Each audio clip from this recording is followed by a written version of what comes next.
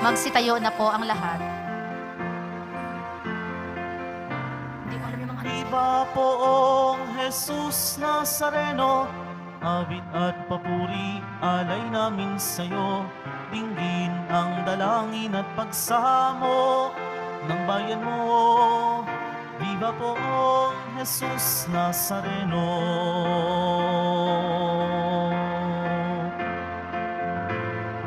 Tayo ngayon ay mag-ipon at sambahin ang poon. Magdiwang tayo sa ating debosyon, purihin ang Panginoon. Viva poong Jesus Nazareno, awit at papuri alay namin sa'yo. Dinggin ang dalangin at pagsamo ng bayan mo. Viva poong Jesus Nazareno.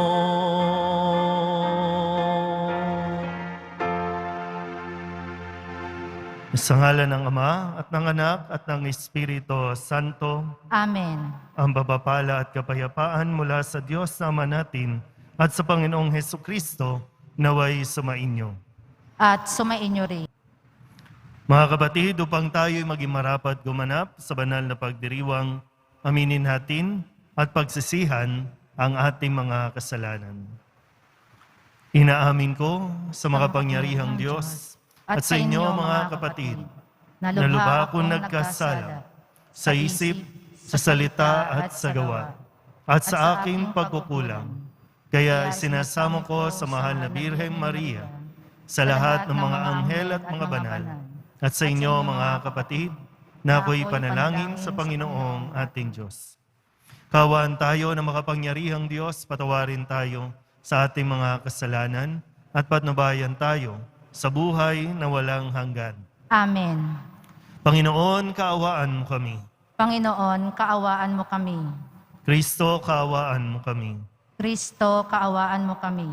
Panginoon, kaawaan mo kami. Panginoon, kaawaan mo kami. Manalangin tayo. Ama naming makapangyarihan, maisaloob nawa naming palagian ang mga galing sa Espiritu ng Kabanalan upang sa salita at gawa ay aming magampanan ang lahat ng iyong mga kinalulugdan sa pamamagitan ni Jesucristo kasama ng Espiritu Santo magpasawalang hanggan. Amen. Magsiupo muna ang lahat.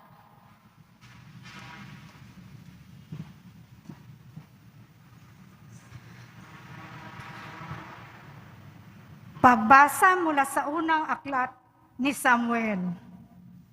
Noong mga araw na iyon, lumakad si Saul kasama ang 3,000 piling kawal na Israelita upang huliin si David. Kinagabihan, lihim na pinasok ni David at Abisai ang kampo ni Saul. Dinatnan nila itong tulog na tulog at napaliligiran ni Abner at ng buong hukbo. Ang sibat nito ay nakatarak sa gawing ulunan. Sinabi ni Abisai kay David, "Niloob ng Diyos na mahulog ngayon sa mga kamay mo ang iyong kaaway. Kung ibig mo, tatarakan ko na siya ng sibat. Kapag nasaksak kong minsan iyan, hindi na kakailanganing ulitin." Ngunit sinabi ni David, "Huwag mong gagawin iyan. Malaking kasalanan ang magbuhat ng kamay sa hinirang ng Panginoon." Kinuha nga ni David ang sibat sa ulunan ni Saul at ang lalagyan ng inumin nito, at sila'y umalis. Isa man kina Saul ay walang nagising pagkat pinahimbing sila ng Panginoon. Dumating at umalis sina David nang walang nakaalam. Pagdating ni David sa kabilang gulod, tumayo siya sa isang mataas na lugar. Sinabi ni David, "Narito ang iyong sibat, mahal na hari. Ipakuha ninyo rito sa inyong tauhan. Ang taong tapat ay matuwid ay gagantimpalaan ng Panginoon. Sa araw na ito'y niloob niyang mahulog kayo sa aking mga kamay. Ngunit hindi ko maaring pagbuhatan ng kamay ang hinirang ng Panginoon. Ang salita ng Diyos. Salamat sa Diyos. Ang ating mahabaging Diyos ay nagmamagandang loob. Ang ating mahabaging Diyos ay nagmamagandang loob. Panginooy papurihan, purihin mo kaluluwa, ang pangalan niyang banal. Purihin mo sa tuwina. Ikaw, aking kaluluwa, ang Diyos ay papurihan, at huwag mong lilimutin yaong kanyang kabutihan. Ang ating mahabaging Diyos ay nagmamagandang loob. Ang lahat kong kasalanay, siya ang nagpapatawad, at anumang aking sakit, ginagamot niyang lahat. Sa bingit ng kamatayan, ako ay iniligtas, at pinagpapala ako sa pag-ibig niya't habag. Ang ating mahabaging Diyos ay nagmamagandang loob. Kay ganda ng kalooban, mahabagin itong Diyos. Kung magalit ay banayad, kung umibig na may lubos. Kung siya ay magparusa, di katumbas ng pagsuway. Di na tayo sinisingil sa nagawang kasalanan. Ang ating mahabaging Diyos ay nagmamagandang loob. Ang silangan at kanluran, kung gaano ang distansya, gayon-gayon ang pagtingin sa sinumang nagkasala. Kung paano nahahabag ang ama sa anak niya, gayon siya nahahabag sa may takot sa kanya. Ang ating mahabaging Diyos ay nagmamagandang loob. Magsitayo po ang lahat.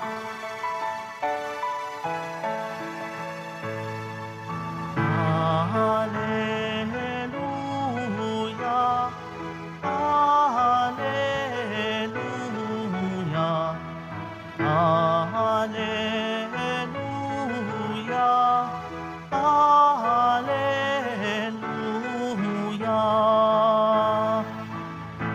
Bagong utos ni Kristo, mag-ibigan sana kayo, katulad ng pag-ibig ko.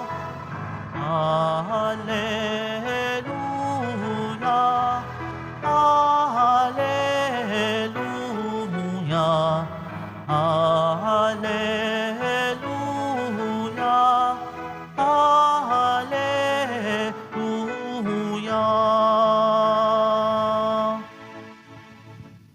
Sumainyo ang Panginoon. At sumaiyo rin. Ang mabuting balita ng Panginoon ayon kay San Lucas. Papuri sa iyo, Panginoon. Noong panahong iyon, sinabi ni Jesus sa kanyang mga alagad, "Sinasabi ko sa inyo, mga nakikinig, ibigin ninyo ang inyong mga kaaway. Gawan ninyo ng mabuti ang mga napupuot sa inyo. Pagpalain ninyo ang mga sumusumpa sa inyo. Idalangin ninyo ang mga umaapi sa inyo. Kapag sinampal ka sa isang pisngi, iharap mo rin ang kabila. Kapag inaagaw ang iyong balabal, ibigay mo pati ang iyong baro. Bigyan mo ang bawat nangihingi sa iyo. At kung may kumuha sa iyong ari-arian, ay huwag mo nang bawiin pa ang mga iyon. Gawin ninyo sa iba ang ibig ninyong gawin nila sa inyo. Kung ang iibigin lamang ninyo ay ang mga umiibig sa inyo, ano pang gantimpala ang inyong hihintayin? Kahit ang mga makasalanan ay umiibig din sa mga umiibig sa kanila. At kung ang gagawan lamang ninyo ng mabuti ang gumagawa sa inyo ng masama, ano pang gantimpala ang inyong hihintayin? Kahit ang mga makasalanan ay gumagawa rin nito. Kung ang pahihiramin lamang ninyo ay ang mga taong inaasahan ninyong makababayad sa inyo, ano pang gantimpala ang inyong hihintayin? Kahit ang mga makasalanan ay nagpapahiram din sa mga makasalanan sa pag-asang ang mga ito'y makababayad. Sa halip, ibigin ninyo ang inyong mga kaaway at gawan ninyo sila ng mabuti. Magpahiram kayo na hindi umaasa sa anumang kabayaran. Sa gayon, malaking gantimpala ang tatamuhin ninyo at kayo'y magiging mga anak ng kataas-taasan, sapagkat siya'y mabuti sa masasama at sa mga hindi marunong tumanaw ng utang na loob. Maging mahabagin kayo gaya ng inyong ama. Huwag kayong humatol at hindi kayo hahatulan ng Diyos. Huwag kayong magparusa at hindi kayo parurusahan ng Diyos. Magpatawad kayo sa inyong kapwa at patatawarin kayo ng Diyos. Magbigay kayo at bibigyan kayo ng Diyos. Hustong takal, siksik, liglig at umaapaw pa ang ibibigay sa inyo. Sapagkat ang takalang ginagamit ninyo sa iba ay siya ring gagamitin ng Diyos sa inyo.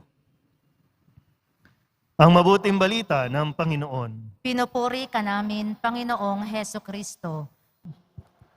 Palapakan natin ang pong Jesus Nazareno.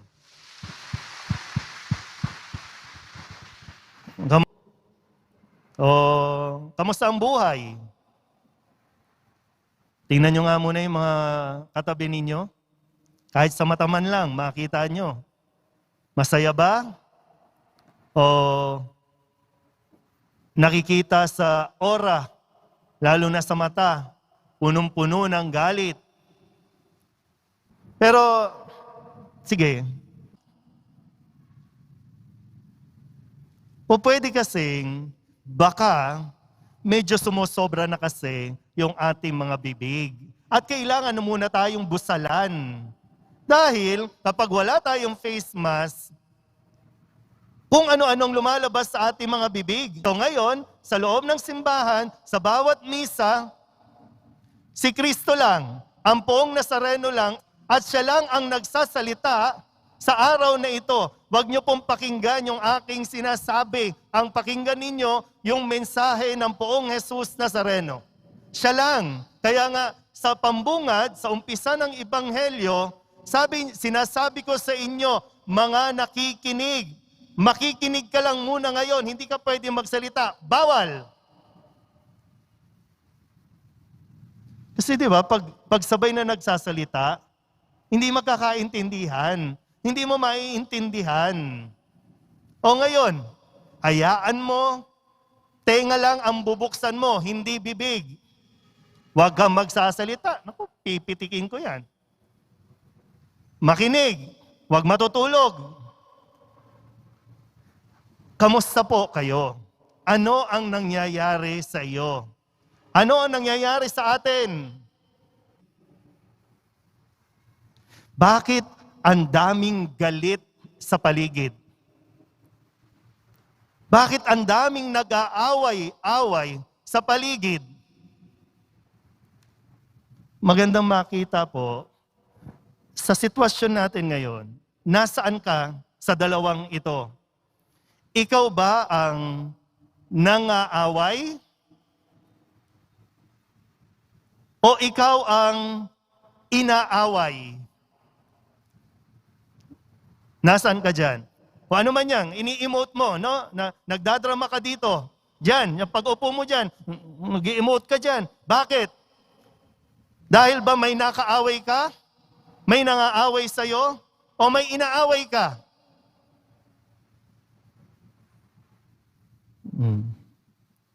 Sino dito ang walang kaaway? O walang umaaway? Sa akin, no? Pag nagmimisa, ang daming basher, no? Minsan may mga comment na, yan, si Father Badong, yan ang pinakamasamang pari dyan sa Quiapo. May mga ganun, may mga nagko-comment. May mga nagsisimba kasi hindi naman para makinig lang, no? Para matuto, hindi para kumontra lang ng kumontra. Yan. Pero maganda kasi ngayon, sa sitwasyon natin, laging sumasagot ang poong Jesus Nazareno. Laging nagbibigay ng gabay ang poong Jesus Nazareno kung ano ang dapat nating gawin. Malungkot ang buhay mo. Ano ba ang dahilan? At ano ang dapat mong gawin? Isipin din muna ha. Kasi baka yung hindi pa naman, normal naman na medyo magkatampuhan, na magkagalit-galit, no? Pero yung konteksto na inaanyayahan tayo ng poong Nazarenong pagnilayan, kasi ang sabi niya, ibigin mo ang iyong kaaway. Oh, ano? Dito pa lang, uwian na. Yun, hindi na tayo makaalis. Ang hirap naman yan. Lord, ang hirap naman yan. Ibigin ko yung kaaway. Ibigin ko yung sanhi ng paghihirap ko. Iibigin ko yung nagpapahirap sa akin. Ang sasagot ng Nazareno, oo. O, kung ayaw mo, edi umalis ka. Kasi ano pa yung purpose ng pagpunta mo dito kung hindi mo rin naman pala pakikinggan ang Nazareno? So, gusto mo ang Nazareno ang makinig sa iyo? Ano ba ang gusto mo? Mamatay na yung kaaway mo? Hindi gagawin ng Nazareno yan. Kasi ang sabi nga niya, minamahal niya, maging yung mga masasama, maging yung mga walang utang na loob. Sabihin mo ba, unfair? Tama ba? Kasi meron din akong ganong feeling. Nararanasan ko din yon. Yung nasasabi natin na, ang hirap naman yan, iibigin, ipapanalangin ang mga umuusig.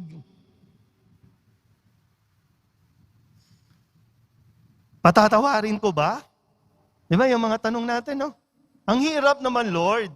Ang hirap. Pero alam nyo, naiintindihan ng Nazareno kapag sinabi mong nahihirapan ka. Kasi on our own, hindi natin talaga kakayanin, gawin. Kaya nga, available din yung tulong, yung grasya.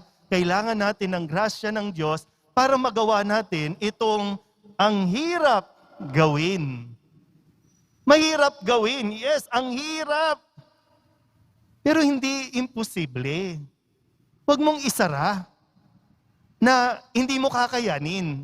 Mahihirapan ka, oo. Pero hindi ibig sabihin, hindi mo makakaya. Kasi ipinakita na yan ni Jesus eh.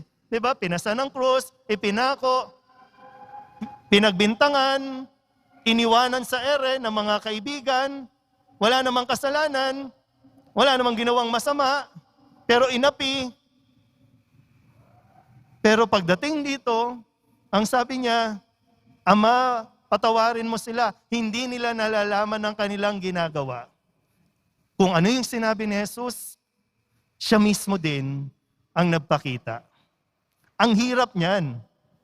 At ang hirap din ng pinagdadaanan mo ngayon. Dahil lang sa ibang tao. Kagagawan nila yan. Hindi mo kasalanan. Pero ikaw ang naghihirap. Pero ang sabi ng Nazareno, patawarin mo, ibigin mo, ipagdasal mo.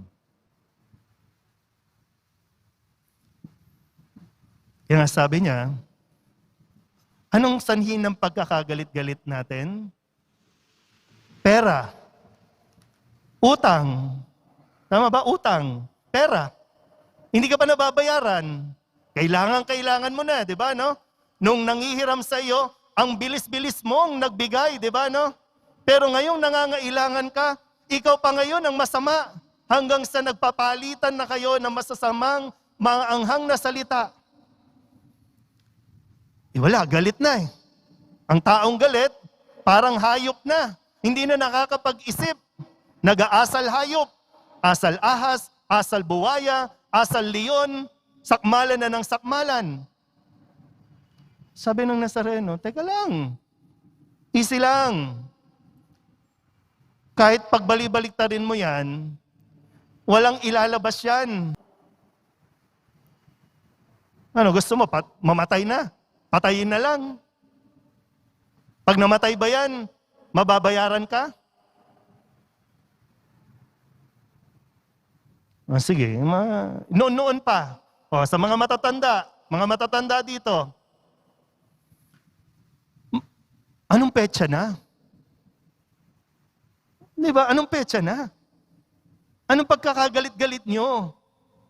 Bakit hanggang ngayon dinadala-dala mo pa rin?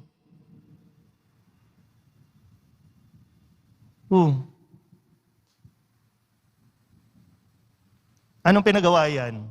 Lupa, mana. Anong pinagawa yan? Favorite kasi siya eh. Favorite ng nanay, favorite ng tatay. Nung maliit pa yan, di ba, nung maliit pa yan, pero galit na galit ka. Dala-dala mo hanggang ngayon. Matanda ka na, may sarili ka ng pamilya, dala-dala mo pa rin.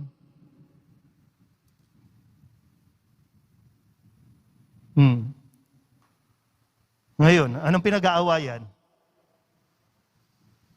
Nag-aaway-away. Nag-aaway-away. Bakit kayo nag-aaway-away? Kaano-ano ba kayo nung pinag-aawayan nyo? Pinagtatanggol ba kayo? Pero halos kayo ang magpatayan. Ang dami nga, di ba? Nag-unfriend na. Kayo-kayo nag-aaway. Tayo-tayo nag-aaway. Hindi po pwede yan. Ha? Pag nag-post, sagot ka rin. Okay lang sana kung sumasagot ka para ipagtanggol eh. Hindi sumasagot ka para makipag-away at yung sagot mo rin naman kasinungalingan. Worth it ba na matapos ang inyong friendship? Worth it ba na matapos ang inyong relationship dahil sa pinag-aawayan ninyo?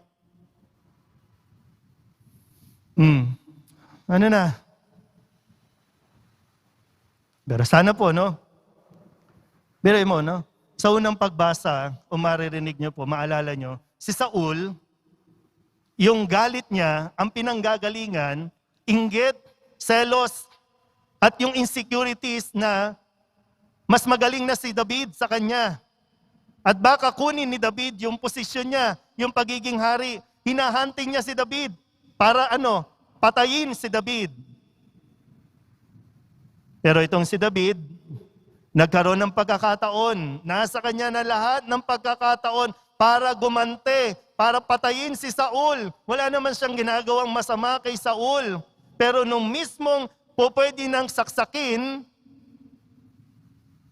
pinalaya niya ang kanyang sarili sa galit. Hindi niya ginawa ng mali, hindi niya pinatay, hindi niya ninais mapatay si Saul. Hindi siya nag-astang hayop kahit na si Saul nag-aastang hayop sa kanya. So don't be like the person na galit sa'yo. Ipupush ka niyan para maging katulad niya, para maging halimaw ka, maging hayop ka sa galit. Huwag mong hayaan.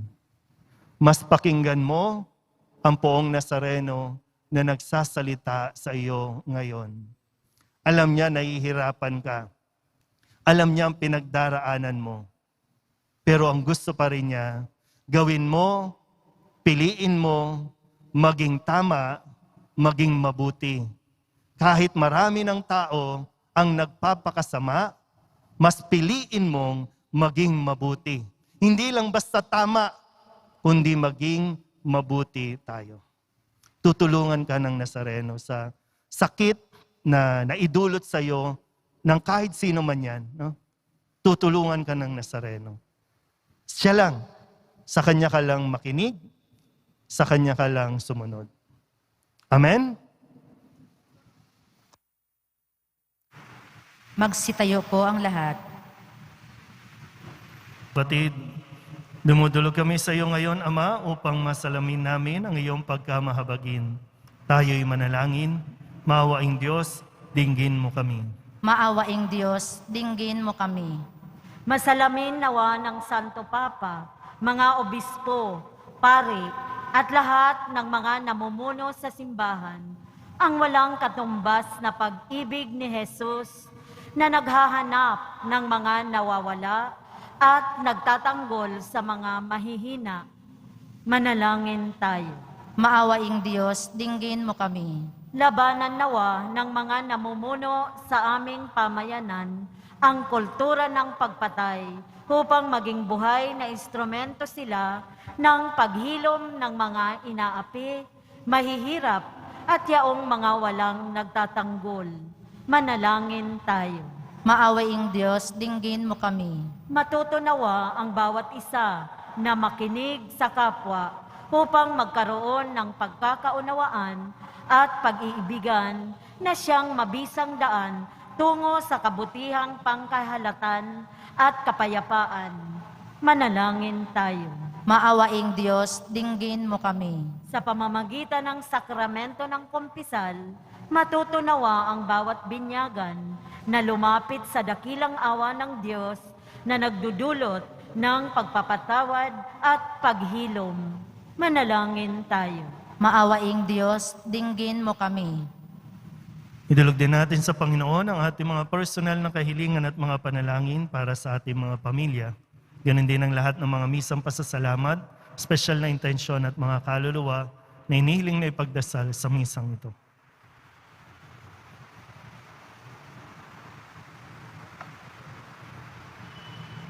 Ang lahat ng ito inihiling namin sa ngalan ni Kristo, aming Panginoon. Amen.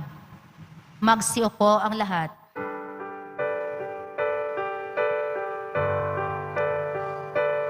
Magsitayo ang lahat. Manalangin kayo mga kapatid upang paghahain natin ang kalugdan ng Diyos sa mga makapangyarihan. Tanggapin nawa ng Panginoon itong paghahain sa iyong mga kamay, sa kapurihan niya at karangalan, sa ating kapakinabangan at sa buong sambayanan niyang banal. Ama naming lamika, sa pagganap namin ng banal na pagdiriwang, upang ikaw ngayoy aming paglingkuran, inihiling namin naway mapakinabangan ang aming inihahain sa iyong karangalan sa pamamagitan ni Jesucristo, kasama ng Espiritu Santo, magpasawalang hanggan. Amen. Sumainyo ang Panginoon. At sumaiyo rin. Itaas sa Diyos ang inyong puso at diwa. Itinaas na namin sa Panginoon. Pasalamatan natin ang Panginoong ating Diyos. Marapat na siya ay pasalamatan. Ama naming makapangyarihan, tunay ngang marapat na ikaw ay aming pasalamatan sa pamamagitan ni Jesucristo na aming Panginoon. Lubang nabagbag ang kanyang loob sa pagkakamali ng tao sa sansinukob. Kaya't minabuti niyang siya ay ipinanganak ng birheng bukod mong pinagpala sa babaeng lahat. Sa labi ng imbing kamatayan, kami ay inagaw ng namatay mong anak. Sa pagkabuhay niya, kami ay kanyang binuhay, upang kaugnayan namin sa iyo ay huwag magwakas. Kaya kaysa ng mga anghel na nagsisiawit ng papuri sa iyo, nang walang humpay sa kalangitan, kami nagbubunyi sa iyong kadakilaan. Banal ka, poong may kapal, banal ang iyong pangalan, banal ang iyong kaharian, langit lupa'y nagpupugay sa iyong kadakilaan, inaakila ng lahat ang naparito mong anak, na siyang nagmulat sa bulag, sa pilay ay nagpanakad at nakiramay sa lahat. Magsiluhod po ang lahat. Ama naming banal, ikaw ang bukal ng tanang kabanalan. Kaya't sa pamamagitan ng iyong Espiritu, gawin mong banal ang kaloob na ito upang para sa aming maging katawan at dugo ng aming Panginoong Hesukristo. Bago niya pinagtiis ang kusang loob na maging handog, inawakan niya ang tinapay, pinasalamatan kaniya, pinaghati-hati niya iyon, iniabot sa kanyang mga alagad at sinabi, "Tanggapin ninyong lahat ito at kanin, ito ang aking katawan na ihahandog para sa inyo."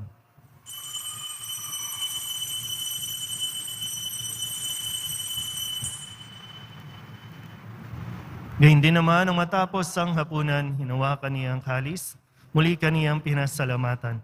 Iniabot niya ang kalis sa kanyang mga alagad at sinabi, "Tanggapin ninyong lahat ito at inumin.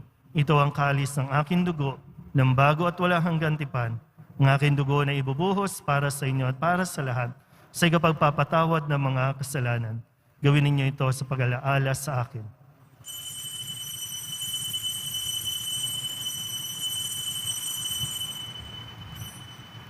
Magsitayo na po ang lahat. Ipagbunyi natin ang misteryo ng pananampalataya. Si Kristo'y namatay, si Kristo'y nabuhay, si Kristo'y babalik sa wakas ng panahon.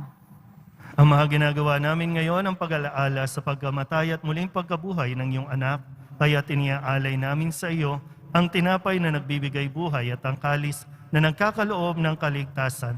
Kami napapasalamat dahil kami iyong minarapat na tumayo sa harap mo para maglingkod sa iyo. Isinasamo namin kami magsasalo-salo sa katawan at dugo ni Kristo ay mabuklod sa pagkakaisa sa pamamagitan ng Espiritu Santo. Ama, lingapin mo ang iyong simbahang laganap sa buong daigdig. Puspusin mo kami sa pag-ibig kay San Francisco na aming Papa at ni Jose na aming Obispo at ng Tanang Kaparian. Alalahanin mo rin ang mga kapatid naming nahimlay na may pag-asang sila'y muling mabubuhay, gayon din ang lahat ng mga pumanaw. Kawaan mo sila at patuloyin sa iyong kaliwanagan. Kawaan mo at pagintapating kaming lahat na makasalo sa iyong buhay na walang wakas. Kaysa ng mahal na Birhen Maria na Ina ng Diyos, ng kabiyak ng puso niyang San Jose, kaysa ng mga apostol at ng lahat ng mga banal na namuhay dito sa daigdig ng kalugod-lugod sa iyo, may pagdiwang nawa namin ang pagpupuri sa kararangal mo sa pamamagitan ng iyong anak na aming Panginoong Hesukristo.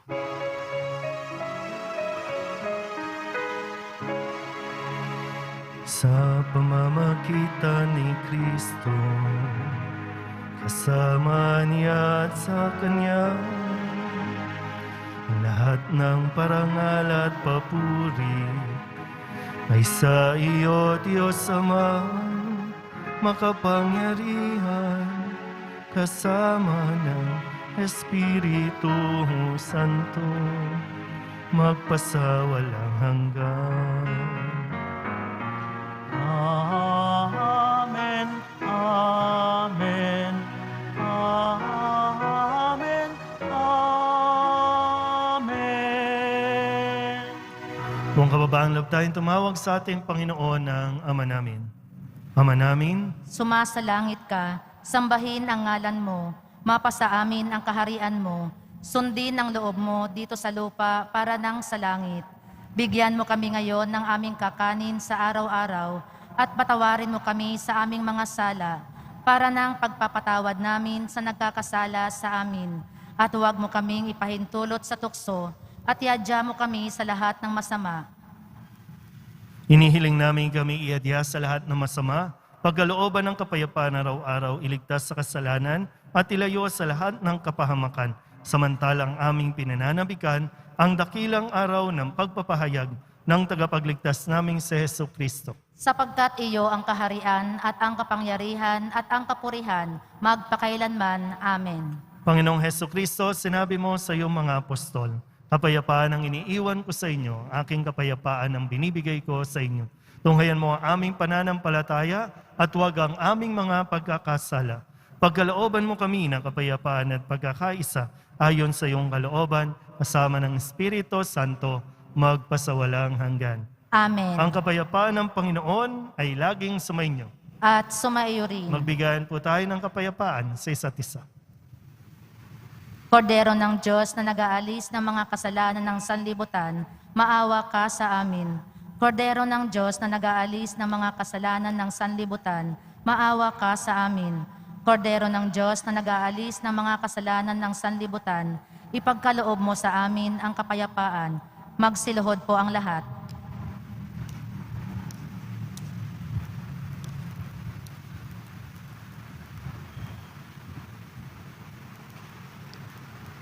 Ito ang kordero ng Diyos. Ito ang nag-aalis ng kasalanan ng sanlibutan. Mapalad ang mga inaanyayahan sa kanyang piging. Panginoon, hindi ako karapat-dapat na magpatuloy sa iyo, ngunit sa isang salita mo lamang ay gagaling na ako.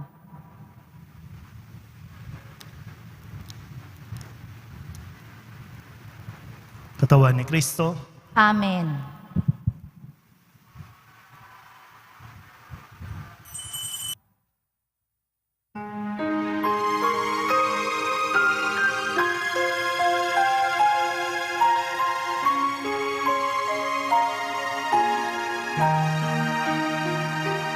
Manalangin tayo. Ama naming mapagmahal, ipagkaloob mo ang aming mapakinabangan ang dulot ng kaligtasan ng aming pinagsaluhan bilang sangla ng iyong tiyak na pagsagip sa tanan sa pamamagitan ni Jesucristo kasama ng Espiritu Santo magpasawalang hanggan. Amen. Mahal na pong Jesus Nazareno, inihayag mo sa pamamagitan ng krus ang walang maliw na pag-ibig ng Diyos sa sangkatauhan. Pakinggan mo ang kahilingan ng iyong angkan na nagsusumamo sa iyo. Makamtanawa nila ang iyong katugunan at tanggapin ang kasagutan na may utang na loob na tinatanaw. Bastasan din po ninyo mga dala-dala nilang mga imahin at dasalan at lahat ng mga may karamdaman. Sa pamamagitan ng bendisyon na ito naway maalala nila ang pangako nila noon sa binyag na ikaw ay kanilang ibigin at paglilingkuran bilang Panginoon magpasawalang hanggan. Amen. At pagpalain kayo ng makapangyarihang Diyos, Ama at Anak at Espiritu Santo. Amen. Umayo kayong taglayang kapayapaan ng poong Jesus Nazareno. Salamat sa Diyos. Magandang araw po.